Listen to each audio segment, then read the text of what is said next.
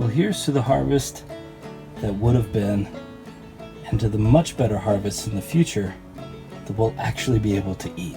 Guten Yardening, everybody! One of my favorite things about gardening is troubleshooting. And I know it sounds like something that you wouldn't necessarily want to have to do all the time, but there's something really fun and rewarding about solving problems that lead to better growth. And for the shiitake mushrooms that we're growing in these logs, problem solving has become the name of the game, because we are learning so much about this process as we go.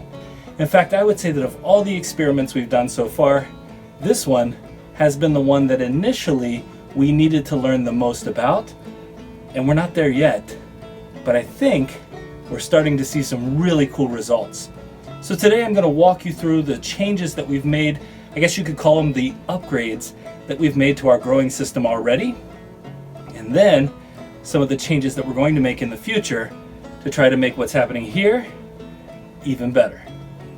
So let's take a look at some of the changes and upgrades we've made, and some of the upgrades and improvements we have to make in the future to make this the best crop we can get. Now, one of the first improvements we had to make was to get the humidity level in here much higher. The last time I showed you the humidity level, we were somewhere in the neighborhood of 40 to 48% humidity, and we needed to be in that 80 to 90% range. And well, $20 later, a simple cold air humidifier has made all the difference. Here's what it looked like right after we put it in. All right, I'm gonna open this up, and let's see what a difference just 10 minutes of running this new cold mist humidifier has done to the humidity level.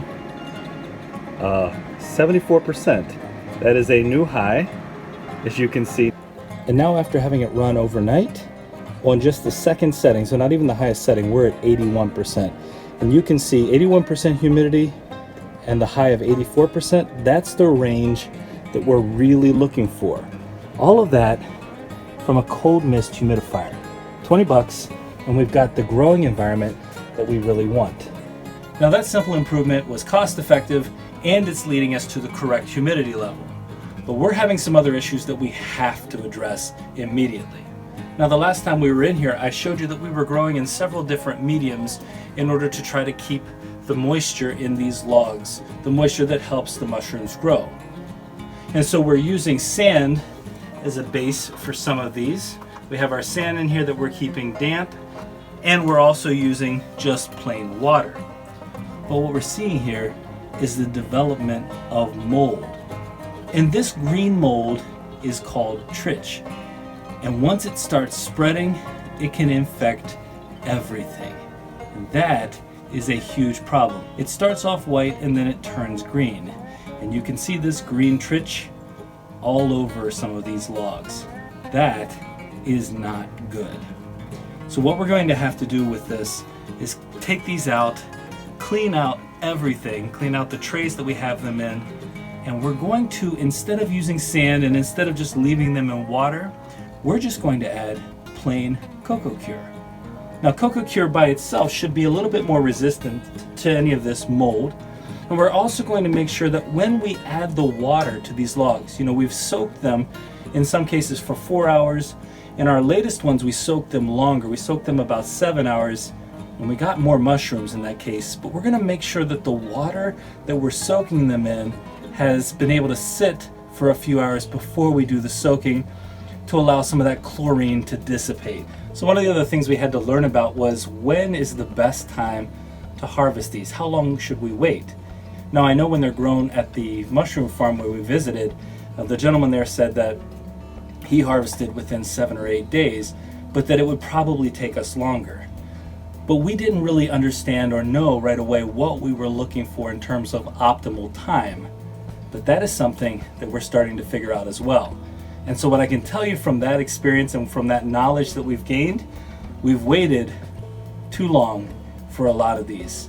Now again, because of this trich, we're not going to be able to use these mushrooms. I don't want to risk getting some of that mold on these mushrooms. I don't want to risk that at all. I would rather make sure that we're safe, everything is sterile and clean before we harvest these to eat. But what we've learned is that the veil, that's the part right underneath the cap here, when the veil has just detached, just separated from the stem, that is a great time to harvest these. When they break open and expand out and become basically flat, that means that we've waited too long. Well, that's a piece of knowledge that's going to help us when we're harvesting in the future to get the ones that are nice and tender and have the best flavor. We don't want to wait too long. We want to harvest, just like when we're harvesting microgreens or any other vegetable, we want to harvest these mushrooms at the right time to get the best taste. After all, that's what this is all about, taste and health benefit. The other question that comes to mind probably for anybody who's looking at harvesting these is, what's the best way to actually harvest the mushrooms off here? Now, if this was growing on a mushroom log, a stump outside, you'd want to be careful, but you could go through and just basically break off these mushrooms at the base, and we can do that for sure.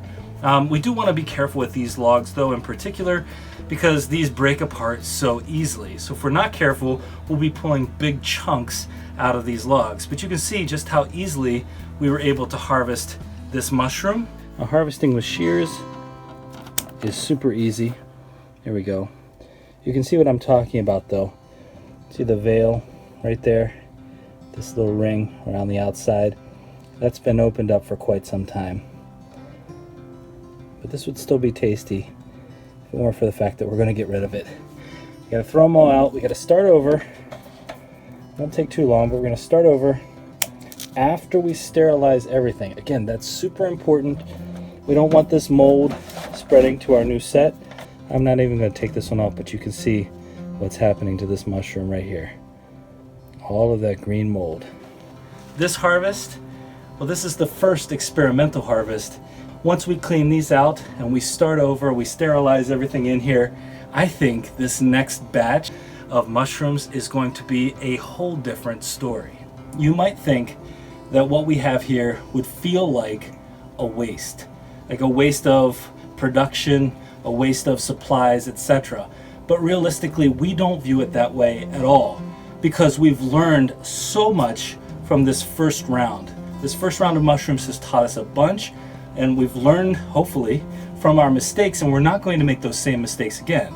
So realistically, we've gained something of even greater value than a few mushrooms that have grown on these logs. And that is the knowledge of how to improve our future harvests and future growth. And since we're growing inside, we don't have to wait. It's not like we're dependent on any weather or anything like that outside. We can go ahead, get our new logs soaked, and get this process started over with our new and improved upgrades. And then, once we see how that works, we can continue our process of fine-tuning and improving our mushroom harvests. We hope you enjoyed this video, and if you did, don't forget to give us a like, leave us a comment, remember to share and subscribe, and most importantly, remember, when you're with us, you are good to grow.